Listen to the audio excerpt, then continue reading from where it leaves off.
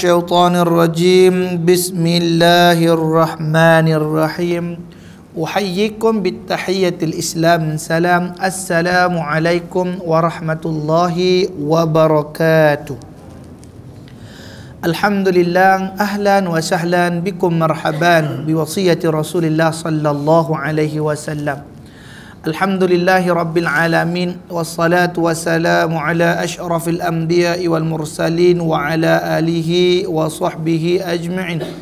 Subhanaka la ilma lana illa ma 'allamtana innaka antal alimul hakim. Rabbi shrah li sadri wa yassir li amri wahlul 'uqdatam min lisani yafqahu qawli. Anamal insana ma lam ya'lam. Alhamdulillahi Rabbil Alamin wal 'aqibatu lil muttaqin. ولا عدوان إلا على الظالمين أشهد ونشهد أن لا إله إلا الله وحده لا شريك له وأشهد ونشهد أن محمدا عبده ورسوله اللهم صل وسلم على سيدنا محمد وعلى آله وصحبه أجمعين ولا حول ولا قوة إلا بالله العلي العظيم ولا حول ولا قوة إلا بالله العلي العظيم ولا حول ولا قوة إلا بالله العلي العظيم وبعد Alhamdulillah, segala puja dan puji yang tertentu dirafakkan bagi Allah Subhanahu wa taala, Tuhan takluk sekalian alam.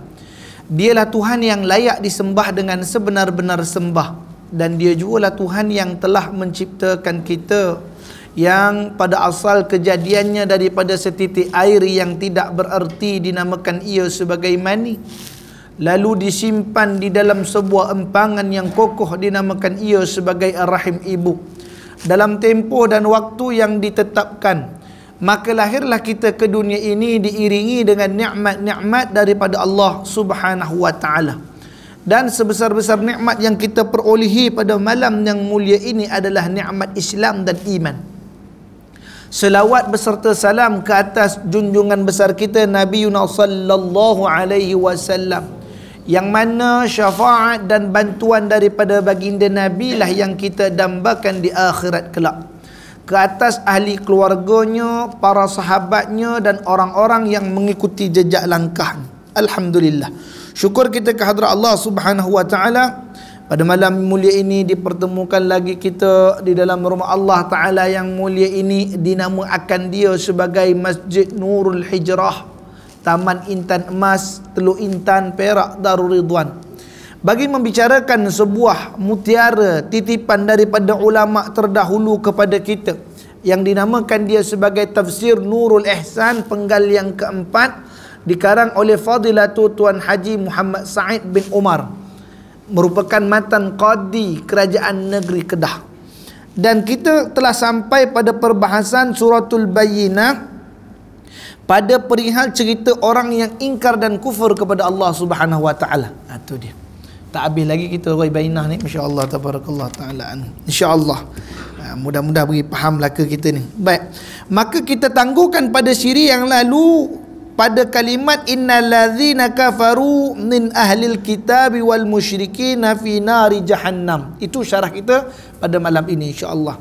A'udzu billahi minasyaitonir rajim. Bismillahirrahmanirrahim.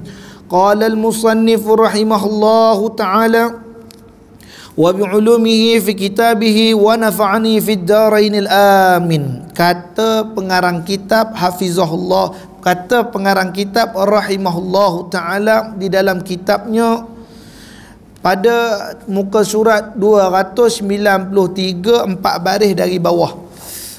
Qala Allah Subhanahu wa ta'ala ba'da a'udzu billahi minasyaitonir rajim. Innal ladzina kafaru min ahlil kitabi wal musyrikin fi nari jahannam.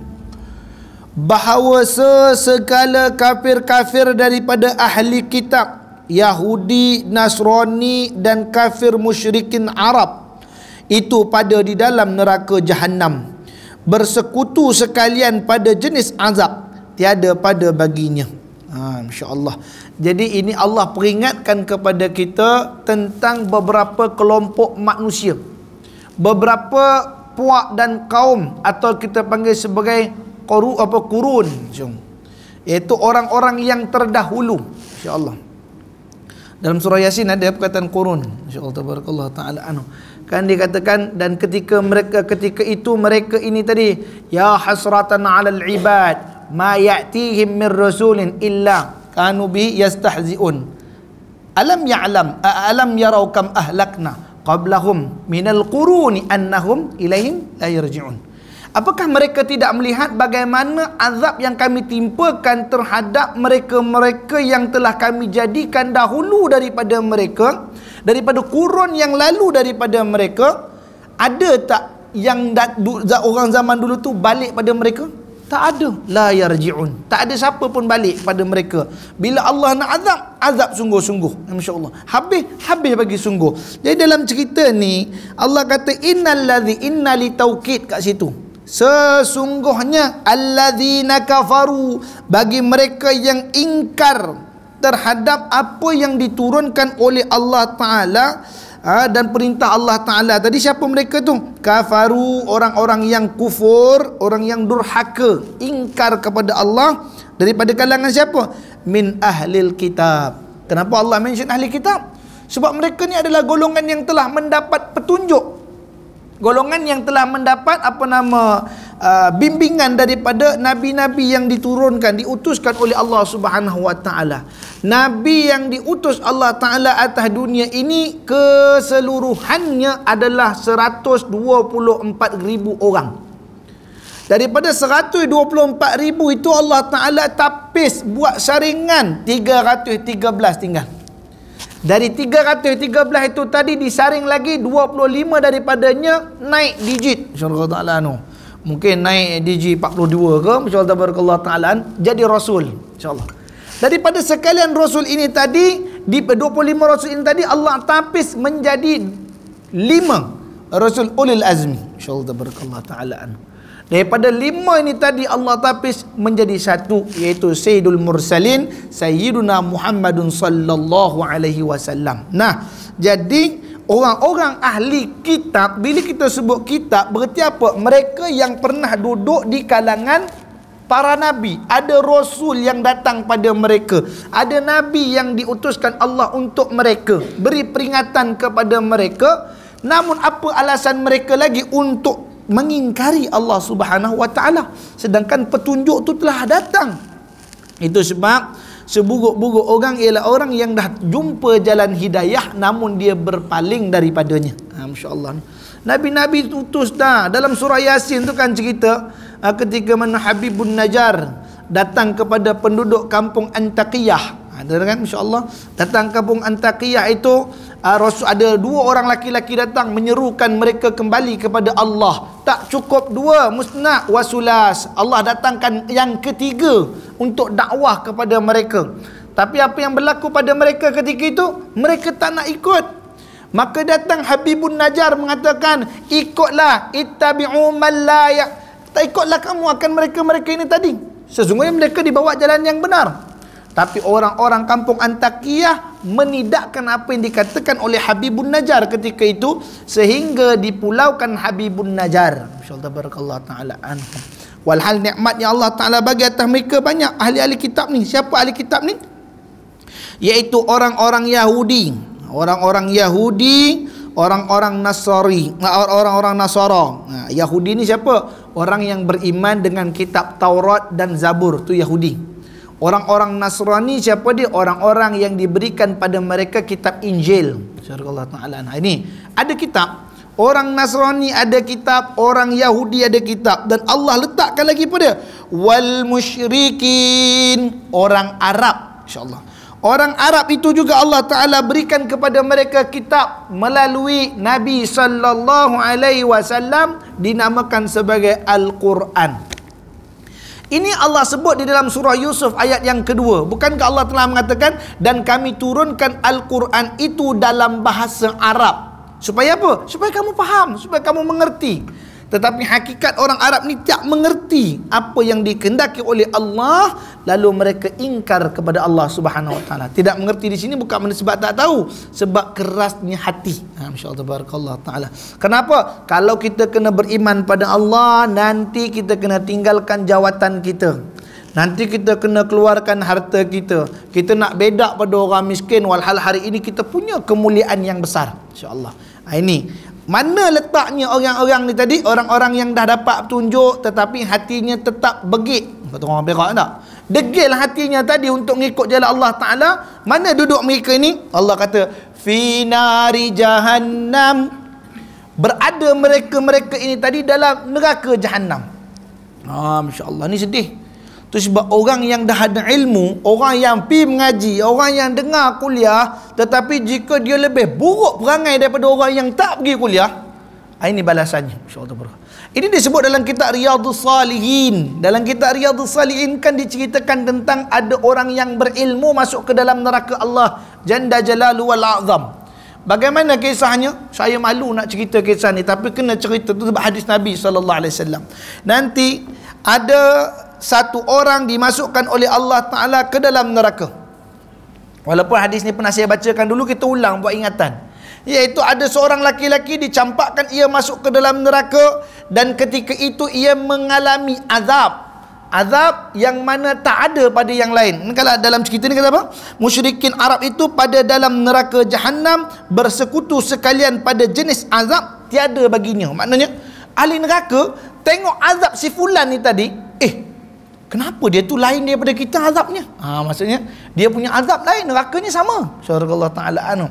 Ini orang dia membawa perut yang penuh dengan busung nanah dan juga darah. Siksaan daripada itu. Kemudian diikatkan perutnya, lalu dia menolak akan mengelilingi api dalam unggun api di neraka tadi. Dia pusing api tadi. Seperti keldai yang menggiling gandum. Syaraqallahu ta'ala. Kan keldai kalau ikat, kalau biasa tengok cerita Tamil kan, dia pusing tu, nak perah, nak bagi hancur kat kacang tu, insya-Allah. Dia mengelilingi tadi dalam keadaan penuh azab, dan perutnya itu tadi penuh nanah, dan badannya itu tadi disiksa dengan penuh siksaan. Fajib itu, kata ahli neraka, kami pelik. Lalu kami mendekati si fulan, kami datang kepada dia, dan kami rupa-rupanya kenal pada dia. InsyaAllah, kami kenal orang tu. InsyaAllah. Jadi jalan cerita macam saya buat macam ni. Ahli neraka tadi pun datang kepada orang yang dikenali tu. Dia kena, ini bukan Ustaz Ridwan ke? InsyaAllah tabarakallah ta'ala. Ini bukan Ustaz Ridwan ke ni? InsyaAllah. Saya lah tu, kata InsyaAllah tabarakallah ta'ala. Ustaz, bukan dulu di dunia Ustaz kata jangan buat jahat, jangan begitu, jangan begini dan begitu dan begini. InsyaAllah dengan ilmu kita bercakap tadi tu, janganlah kamu melakukan ini, janganlah kamu buat ini, laksanakanlah ini, laksanakanlah itu. Kata dia, sadaqtum, betullah kamu semua. Sesungguhnya memang kat dunia saya suruh tuan-tuan, puan-puan buat baik, tapi saya tak buat baik. Di dunia saya cegah tuan-tuan, puan-puan jangan lakukan maksiat, tapi saya ahli maksiat. InsyaAllah tabarakallah ta'ala anhu. Ini dia Allah sebut dalam surah As-Saff. Allah kata apa? Ya ayyuhalladzina amanu lima taquluna ma la taf'alun. Hei orang-orang yang beriman. Allah sebut orang beriman tu. Allah kata, ya ayyuhalladzina amanu, wahai orang-orang yang beriman, lima taquluna. Kenapalah kamu ni mengungkapkan, mengucapkan, mengatakan taquluma la taf'alun, tapi kamu tak buat. Hadirin ya rahmatullah ta'ala, Sayyidina Rasulullah SAW sampai bengkak kakinya bangun di tengah malam untuk mengerjakan tahajud. Kerjakanlah tahajud, tapi ustaznya tidur kat rumah. Tabarakallah ta'ala anhu. Dia menasihati orang supaya mengikuti, dia menasihati orang supaya melaksanakan apa yang pada fikirannya baik, namun dia tak buat. Lalu dikejutkan oleh orang rumahnya. Bangun bang, sembahyang tahajud. Tak apa. Orang Nurul Hijrah tu mungkin ada 3-4 orang bangun tahajud tu, masya-Allah. Sebabkan dia bangun, aku cakap nanti aku dapat pahala juga, kata dia, masya-Allah. Dia tak nak bangun. Masya-Allah tabarakallah taala anu. Ini perangai yang buruk. Mana mereka ni tadi duduknya di dalam neraka Allah Subhanahu wa taala. Ini tergolong dalam kalangan orang yang tahu ni. Ahlul kitabi wal musyrikina fi nari jahannam. Lagi yang sedih apa dia? Ayat ujung dia, khalidina fiha, hal kekal mereka itu di dalamnya, tak boleh keluar dah. Orang masuk neraka ni mendamba syafaat daripada Allah Ta'ala. Ya Allah, keluarkanlah kami, Ya Allah. Orang yang terakhir masuk ke dalam syurga Allah Ta'ala itu daripada kalangan Ahlul A'raf, golongan Al-A'raf. Bagaimana golongan A'raf ni? Dia panggil Al-A'raf, tempat yang tertinggi. Kenapa tempat tertinggi? Kerana dia memanjat nak keluar daripada tempat penyiksaan. Ada satu riwayat kata gitu. Ada satu riwayat kata Al-A'raf ni ialah orang yang tak dipedulikan. Neraka dia tak masuk, syurga pun dia tak masuk. InsyaAllah tabarakallah ta'ala anha. Ini sebutkan, habis di mana dia Ustaz? Dia tak dipedulikan. Ini lebih sakit daripada ahli neraka. InsyaAllah. Ahli neraka tu, kata dia ahli A'raf, ya ahli neraka, celakalah kamu duduk di dalam tu, kata Masya Allah. Celakalah kamu duduk di dalam tu. Kata ahli neraka, ya A'raf, engkau lebih celaka kerana engkau tak dipedulikan. Kami ni disiksa masih dalam perhatian Allah. Engkau tu tak ada siapa perhati. Dipulaukan. InsyaAllah tabarakallah ta'ala. Ada 40 jenis dosa yang menyebabkan seorang itu tergolong dalam kalangan A'raf. InsyaAllah tabarakallah ta'ala. InsyaAllah doakan, siaplah bukunya. InsyaAllah tabarakallah ta'ala. Itu penting nak satu. Dalam kitab Al-Kabair ada sebut juga tentang yang demikian rupa. Jadi benda yang paling menderita sekali adalah kalimat akhir ni. Apa dia? Khalidina fiha, mereka kekal di dalam mereka itu tadi, di dalam neraka.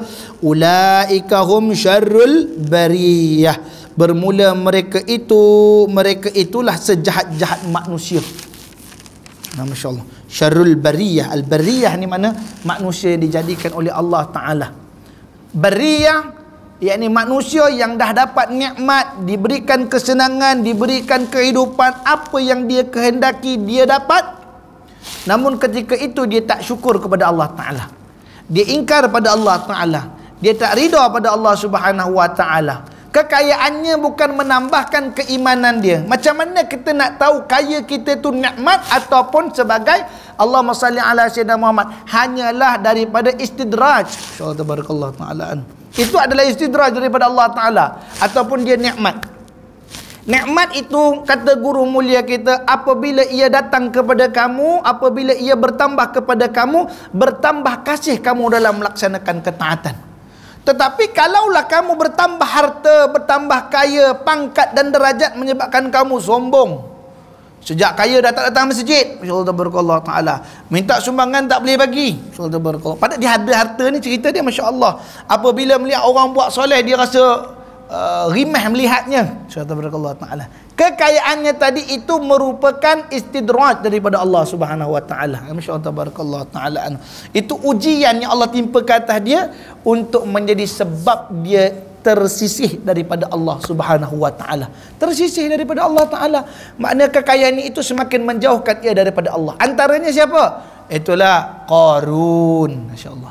Ahlul ibadah Qarun ni, hingga dia tu level-level boleh bercakap dengan Musa. Bukan nak kata, bukan senang nak bercakap dengan Musa. Kita ni kalau tok guru besar, tok guru datang mengajar dan bermula tok guru alim, yang boleh bercakap dengan tok guru ni orang yang rapat-rapat, yang dekat, selalu teman makan, Masya-Allah. Dia ujung-ujung baru nak datang tu, dah nak cakap dengan tok guru, orang susah nak cakap tok guru, ramai orang depan.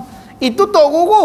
Hak ni Nabi Bani Israel. Masya-Allah tabarakallah. Pengikut yang ramai. Masya-Allah. Nak bercakap dengan Nabi Musa ni bukan taraf yang senang. Tapi ketika itu si Qarun ni Allah bagi dapat bercakap dengan Musa. Insya-Allah. Musa punya kalam, Musa tak cukup bercakap dengan orang suka-suka saja, kerana lisannya tu digunakan untuk bertutur dengan Allah Ta'ala. Al-Kalimullah. Dia ni boleh bercakap dengan Allah Ta'ala. Langsung direct kepada Allah Subhanahu Wa Ta'ala. Jadi ketika itu Nabi Musa ini diuji oleh Allah Ta'ala dengan kaumnya yang bernama Qarun, yang hidup susah, kata orang Perak pepak lerak, berterabur hidupnya. Subhanallah ta'ala. Nak makan tak tahu, pagi boleh kais ke, petang boleh kais ke, mana dan kais terkais lah, kata Masya Allah. Tapi bila dia dah kaya, kufur daripada nikmat Allah hingga dia katakan, aku punya usaha, bukan Allah. Subhanallah ta'ala. Aku punya usaha, bukan Allah Ta'ala punya ni. Subhanallah. Zakat tak banyak mana minta, tak banyak mana zakat. Masya Allah. Katalah unta sekalipun, kalau ada 130 ekor unta, zakatnya baru berapa? Tak lebih ataupun tak sampai 5 ekor unta. InsyaAllah tabarakallah ta'ala anhu. Nak ceritakan begitu, tapi disebabkan ketamakan hawa nafsu terhadap dunia, maka dia telah meninggalkan Allah Ta'ala. Zaman Nabi pun ada, kita ada seorang laki-laki sahabat namanya Sa'labah, InsyaAllah tabarakallah ta'ala anhu, yang diberanak pinakkan kambing-kambing dia tu, Masya Allah, yang diberikan oleh Allah Ta'ala kekayaan. Namun ketika itu kaya di dunia tadi tidak menyebabkan ia kaya di akhirat. Rugi kita yang diibunda rahmatullah Allah Subhanahu wa taala. Man bana'a masjidan, barang siapa yang membina masjid, walaupun sebesar mafhas, iaitu sebesar sangkar burung saja dia punya nilaian ataupun bentuknya, menunjukkan kecilnya masjid dia buat tadi, bana'allahu baitan, bana'allahu lahu baitan fil jannah, dibinakan baginya oleh Allah Ta'ala rumah dalam syurga. Apa kita bagi pada jalan Allah Subhanahu Wa Ta'ala, Allah akan bagi balik dalam keadaan lipatan ganda yang banyak. Tapi dalam cerita hari ini kita nak ceritakan tentang orang yang telah diberikan nikmat oleh Allah. Siapa dia? Orang Yahudi. Itu sebab Allah selalu ulang dalam Quran, ya bani Israel azkuru ni'mati allati an'amtu alaikum wa anni faddaltukum 'alal 'alamin. Allah ulang cerita Bani Israel, engkau ni dah diberi nikmat banyak dah, tapi kufur mereka kepada Allah Subhanahu wa taala. Khalidina fiha abadan, dalam neraka Allah Subhanahu wa taala ni tak sah cakaplah kalau kita nak cerita bab neraka, insya-Allah. Keringat ahli neraka saja kalau tumpah kepada kita pada hari ini, tak tahu macam mana kita nak hadap. Insya-Allah tabarakallah taala. Baru ini kita ditimpakan oleh Allah Subhanahu wa taala letusan ataupun letupan gunung di Sumatera. Apa yang berlaku pada kita hari ini, kita mengeluh panas. Subhanallah taala. Walhal letusan itu berlaku di Sumatera, kita di Malaysia ni terasa panasnya. Insya-Allah. Cuaca seterik-teriknya. Insya-Allah. Kereta yang cerah pasang tinted udah semuanya. Subhanallah taala. Kerana tak tahan. Itu beribu kilometer daripada kita, sudah kita tidak tahan. Bagaimana hal keadaannya kalau kita dicampak dalam neraka Allah Subhanahu wa taala yang jaraknya mungkin hanya sehasta ataupun sejengkal ataupun sedepa, wallahu taala a'lam. Jadi ini peringatan Allah taala, orang yang dah dapat nikmat Islam, hidayah dan taufik, iaitu orang yang diberikan Allah keupayaan. Tu sebab kita ni nak buat ibadat ni kena ada dua-dua ni. Kita kena ada iradat, kita kena ada kudrat. Apa tu iradat? Ada kemahuan. Kemudian ada kudrat, ada kekuatan. Tapi apa yang berlaku, banyak daripada manusia punya kudrat tapi tak punya iradat. Masyaallah taala anu. Boleh pergi ke gym sepanjang malam pukul 9 sampai pukul 12 malam, mengangkat bebanan 20 hingga ke 120 kilo, mengangkat gym tu. Masyaallah, dumbbell tu. Namun apabila pukul 2 pagi nak mengangkat takbiratul ihram, dua tangan dia sendiri nak mengangkat tak larat dah. Masyaallah taala anhu. Kudrat ada tetapi iradat tak ada. Nanti bila nak ada iradatnya, iaitu bila udah tak ada kederat. Ustaz, makcik teringin nak pergi kuliah Ustaz, tapi lututnya udah expired date kata ni. Masya-Allah tabarakallah taala anhu. Udah sampai tempohnya. Masya-Allah tabarakallah taala anhu. Badan tak lalu, macam-macam alasan. Itu sebab Ibnu Abbas radhiyallahu anhu mengatakan apa, kata dia, sesungguhnya kami ini para sahabat radhiyallahu anhum ajma'in, apabila telah sampai usia 40 tahun kami akan bersungguh-sungguh buat ibadat. Kalau dulunya tak rajin qiyamul lail, umur 40 tahun kami sentiasa berqiyamul lail. Kalau dulu umur 40 tahun kami kurang istighfar, kami perbanyakkan istighfar. Ini sahabat radhiyallahu anhum ajma'in. Itu sebab antara sarananya apabila telah sampai umur 40 tahun, bertongkatlah kamu. Subhanallah taala. Ustaz tak 40 lagi Ustaz, insya-Allah. Tapi umanat tu guru, insya-Allah tabarakallah taala anhu. Supaya sedar dah dekat dah umur saya ni, masya-Allah tabarakallah taala anhu. Sultan Muhammad Al-Fatih, kalau kita kenal sebagai penakluk kota Konstantinopel yang besar. Hari ini Turki meraihkan kemeriahan buka Hagia Sophia tadi kerana berkat Muhammad Al-Fatih. Subhanallah taala anhu. Apa yang berlaku ketika Muhammad Al-Fatih itu menjadi raja, ketika jadi pemerintah Islam kerajaan Uthmaniyah, beliau sentiasa keluar daripada istananya, melihat keadaan sekeliling dan pergi perang dengan menggunakan serban yang besar. Bukan kata dia alim, tak. Serban Muhammad Al-Fatih itu berkata, andai kata aku mati, tanggalkan serbanku, bentangkan. Karena kain serban tu kain kapan? InsyaAllah barakallahu ta'ala. Umur 20 tahun. InsyaAllah barakallahu ta'ala. Memerintah kerajaan Turki ketika itu dikala umurnya 20 tahun. Dan beberapa surat Muhammad Al-Fatih dititipkan ke tanah Melayu. Kalau kita berkaji, masya-Allah barakallahu taala anhu, pemerintah-pemerintah daripada Turki kagum dengan kerajaan Sultan Muzaffar ketika itu di tanah Melaka, masya-Allah barakallahu, hingga menghadiahkan kepada kerajaan negeri Melaka sebanyak 21 pucuk meriam, masya-Allah barakallahu, untuk perang dengan Portugis. Portugis dah datang serang Malaysia ni, tanah Melayu ni ataupun di Melaka tu. Kali pertama datang dengan beberapa kapal, lalu mereka balik. Kerana tak mampu nak menandingi barang-barang yang diberikan oleh Turki, senapang larasnya, meriam penggawanya dan sebagainya. Datang balik kali kedua yang diketuai oleh siapa? Alfonso de Albuquerque. Subhanallah taala. Datang Alfonso de Albuquerque dengan 16 kapal, baru serang balik. Tak cukup. Bukan kita kata tak cukup kuat, cukup dah kekuatan kita, tetapi apa yang berlaku terhadap kerajaan Melaka waktu itu, pembelotan daripada orang dalam. Bukan cerita tentang kita kalah kurang senapang keris, kita kurang panjang ke, tidak. Jazakallahu taala anu. Kerana pembelotan. Begitu yang terjadi dalam Islam juga, iaitu ketika Nabi SAW dan para muhajirin dan ansar telah bergerak nak menuju ke dalam Badar, buat sekatan. Pembelotan berlaku daripada mana? Dalam. Siapa dia? Abdullah bin Ubay bin Salul. Beliau pergi menyampaikan berita kepada Abu Sufyan yang ada roblok Nabi kat depan tu. Masya-Allah taala. Ni dia, masya-Allah barakallahu taala. Dia sangka perbuatannya tu baik, nak menolong orang. Masya-Allah barakallahu taala. Aku tolong kawan aku lah Abu Sufyan, masya-Allah. Bawa balik kata Abu Sufyan sampai pesan pada Abu Jahal. Abu Jahal kumpul tentera, maka datang tentera perang. Asalnya bukan nak jadi perang. Asalnya hanya untuk buat sekatan, mengambil kembali harta. Masya-Allah taala. Namun apa yang berlaku? Pemberontakan ataupun desakan keinginan dunianya itu lebih besar hingga sanggup mengkhianati baginda Nabi sallallahu alaihi wasallam. Ini yang berlaku terhadap orang yang terdahulu. Jadi ini sebagai renungan ahli kitab daripada kalangan musyrikin itu juga mereka ingkar pada Nabi. Ahli kitab Nasrani lebih jahat. Mereka memutarbelitkan kitab suci.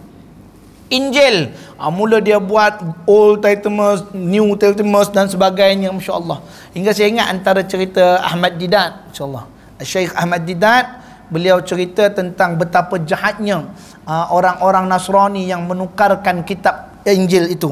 Ada di antaranya iaitulah Allahumma salli ala sayyidina Muhammad di Perancis. Ingat saya di Perancis, seorang pop ataupun seorang pemerintah kalangan pihak gereja sedang menulis Bible.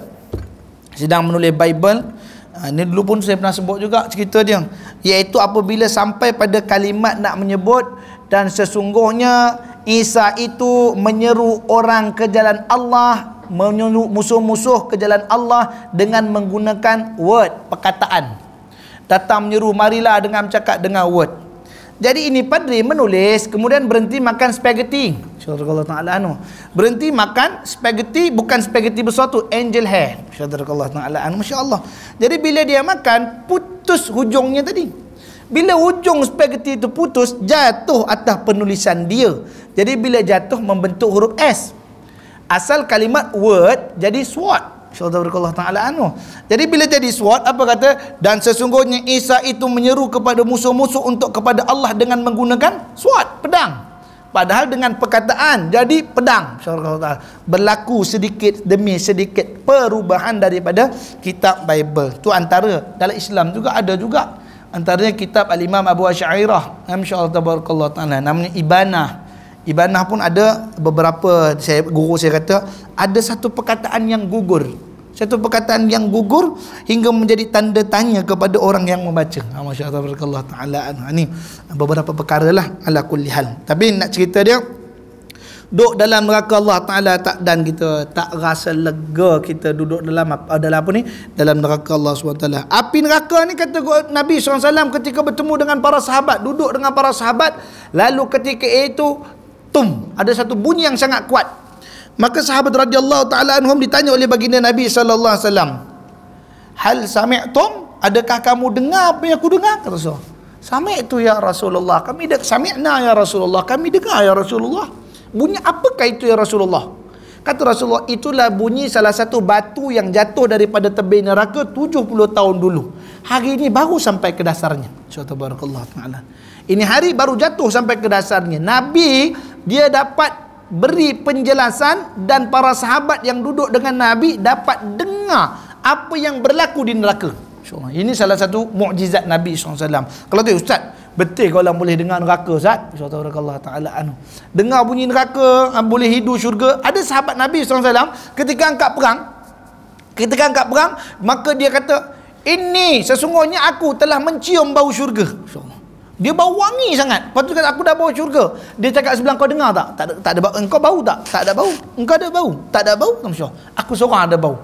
Maka Nabi SAW katakan, dan satu ulama bahas apa yang disebut oleh sahabat tadi. Sesungguhnya dalam hadis Nabi SAW mengatakan, jarak di antara syurga dengan seseorang itu nak masuk syurga, terhidu baunya sejauh 500 tahun perjalanan. InsyaAllah ta'ala. Jadi dalam cerita ni kata Nabi SAW, antara dia dengan syurga tinggal 500 tahun lagi nak sampai. InsyaAllah ta'ala. Itu sebab dia dapat cium. Mungkin ada sahabat yang terdapat cium, ada 100 tahun lagi tambah, ataupun 1000 tahun lagi baru masuk, ataupun 1400 tahun lagi baru masuk. Tapi ini sahabat, dia telah dapat cium bau syurga dulu 500 tahun sebelum dia masuk syurga. InsyaAllah ta'ala. Ini disebut oleh para ulama radhiyallahu anhum ajma'in. MasyaAllah. Rahimahullah ta'ala anhum. Baik. Jadi itu sebab hal neraka, hal syurga ni serah pada Allah.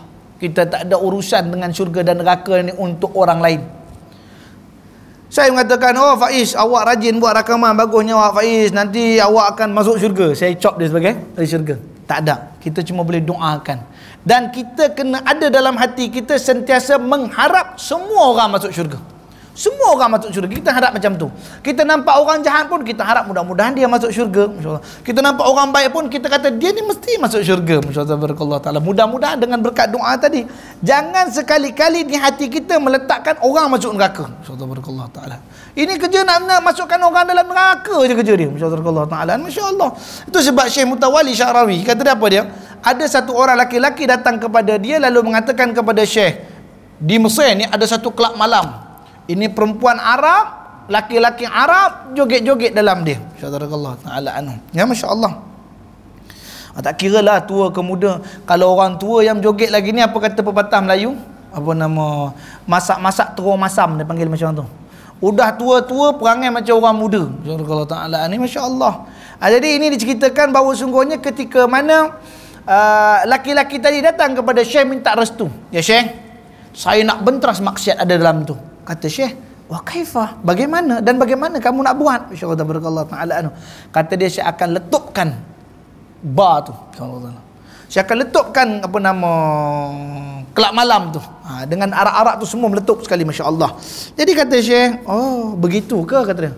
Jadi kalaulah anda meletupkan itu bar, apa jadi pada orang-orang yang ada dekat dalam bar tu? Kata Syekh, mereka semua mati.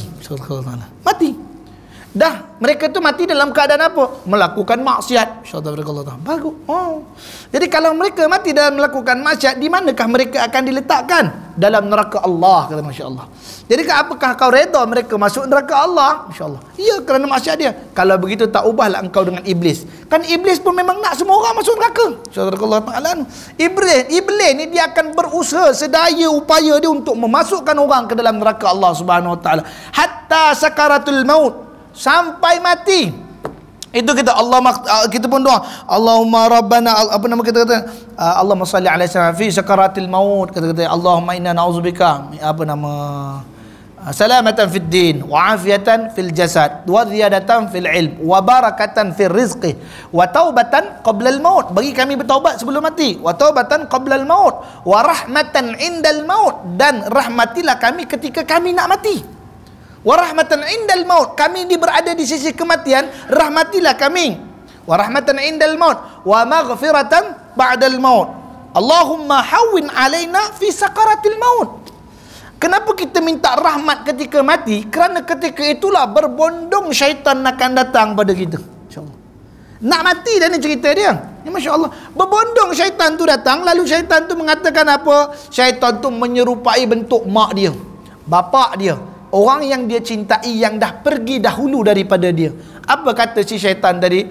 Wahai anakku, janganlah mati dalam Islam nak. Oi, mak dulu mati dalam Islam rupanya kena tipu, kena kencing kita ni nak. Oi, kata Masya-Allah Ta'ala anu. Dia sogoknya orang ni tadi supaya terperdaya dengan cakap mak yang penyamaran mak tadi tu. Syaitan yang menyamar jadi mak tadi. Ya ke? Jadi leka dia berborak, mati tak mengucap syahadah. Masya-Allah Ta'ala anu. Wa rahmatan indal maut wa maghfiratan ba'dal maut. Maka ampunkanlah kami setelah kami mati. InsyaAllah. Tapi ini orang tidak dapat pengampunan Allah Ta'ala lalu masuk ia ke dalam neraka Allah Subhanahu Wa Ta'ala. Wa ya'udzubillah. Kita minta lindung pada Allah supaya dijauhkan daripada yang demikian rupa. Ulaika hum syarrul bariyah. Orang macam ni ialah seburuk-buruk orang yang dijadikan oleh Allah Subhanahu Wa Ta'ala. Ini cerita orang yang kufur kepada Allah Subhanahu Wa Ta'ala. Banyak kelakuan. Itu sebab kita mengharap, ya Allah, masukkanlah sekalian saudara-saudara kita ke dalam syurga Allah Ta'ala. Pagi-pagi kita minta ampun untuk diri kita kepada Allah. Bangun pagi astaghfirullahal azim alladzi la ilaha illa huwal hayyul qayyum wa atubu ilaih. Astaghfirullahal azim alladzi la ilaha illa huwal hayyul qayyum wa atubu ilaih. Kata Imam Ghazali rahimahullah Ta'ala dalam kitab Bidayatul Hidayah. Apa kata Imam Ghazali rahimahullah ta'ala kitab Bidayatul Hidayah? Kepada sekalian kita manusia yang beriman kepada Allah Ta'ala ini, dan apabila setelah seusai kamu mendirikan salat fardu subuh, maka peruntukkanlah 4 masa bagi dirimu sebelum tulu'i syams, sebelum terbit matahari. 4 benda ni mesti kamu buat. Bahagikan 4 masa ni pada diri kamu sebelum matahari terbit. Yang pertama apa? Berikan masamu untuk berdoa. Habis sembahyang subuh tu, angkat tangan, ya Allah, ya Rahman, ya Rahim. Jangan Assalamualaikum warahmatullahi, Assalamualaikum warahmatullahi. Pecut balik apa? Nak siap pergi kerja. InsyaAllah barakallah ta'ala. Jadi jalan yang sebenar macam mana? Siap di rumah, baju kerja siap-siap, datang masjid sembahyang. Tak ada hati kita libang-libu dah nak pergi kerja. InsyaAllah barakallah ta'ala. Maka berdoa jangan tinggal ketika waktu subuh. Hak yang kedua apa kata dia? Jangan tinggalkan wiridmu sekurang-kurangnya habis seutas tasbih. Insyaallah taala. Habis tasbih. Satu tasbih tu kuranglah. Subhanallah subhanallah subhanallah subhanallah subhanallah. Allah akbar Allah akbar Allah. Alhamdulillah alhamdulillah alhamdulillah alhamdulillah. Habis. Masya-Allah. Sekurang-kurangnya kata Imam Ghazali. Yang ketiga, peruntukkan masamu untuk apa? Membaca Al-Quran sebelum terbit matahari. Bukalah selembar cukuplah. Saya ni tak reti Ustaz. Oi, ya, Quran yang ada ni ambil. Paling-paling pun buka muka surat 614. Masya-Allah barakallahu taala anu. Bismillahirrahmanirrahim. Qul huwallahu ahad, Allahus samad, lam yalid wa lam yulad wa lam yakul lahu kufuwan ahad. Kemudian qul a'udzu birabbil falaq, kemudian qul a'udzu birabbin nas. Habis muka. Subhanallah. Itu 3 ayat tunggu surah tu habis muka dah. Subhanallah ta'ala anu. Dia buat datang masjid dah 40 tahun. Itu je dia buat. Itu lebih baik daripada orang tak baca langsung. Subhanallah ta'ala. Nah, tu sebab kalau tak mampu buat semua, jangan tinggal semua. Dapat hak belakang, jadilah aku baca sikit semuka selembar supaya jadi apa nama? Jadi aku beramal dengan sedikit masa tadi. Yang keempat akhir sebelum kita tangguh apa dia? Jangan kamu lupa bertafakur, merenung diri sebelum terbit matahari. Duduk muhasabah, ya Allah, ampunkanlah dosa aku, ya Allah, baikkan perancangan aku pada hari ini, ya Allah. Ini yang kita harapkan kepada Allah Subhanahu wa taala. Mudah-mudahan kita dijauhkan daripada api nerakanya, dan kita berharap semua daripada kita dimasukkan ke dalam syurga Allah Subhanahu wa taala. Siri akan datang kita akan sambung lagi perbahasan tentang orang yang beriman pula dengan gelaran bariyah. Insyaallah barakallahu ta'ala khairul bariyah. Kita akan sambung pada siri yang akan datang. Wallahu taala alam. Aqulu qawli hadza wastaghfirullahal azim li wa lakum lisairil muslimina wal muslimat wal mu'minina wal mu'minat fastaghfiru innahu huwal ghafurur rahim. A'udzu billahi minasyaitonir rajim. Bismillahirrahmanirrahim. Rabbana anfa'na bima 'allamtana, rabbi 'allimna alladhi yanfa'una, rabbi faqihna wa faqih ahlana wa qarabatin lana fi dinina ma'al qudri unsa wa dzakar. Allahumma iftah 'alaina futuhal 'arifin, ihdinas siratal mustaqim, siratal ladzina an'amta 'alaihim minan nabiy was-siddiq wasyuhada'i was-salihin wa hasuna ulaika rafiqa ya arhamar rahimin.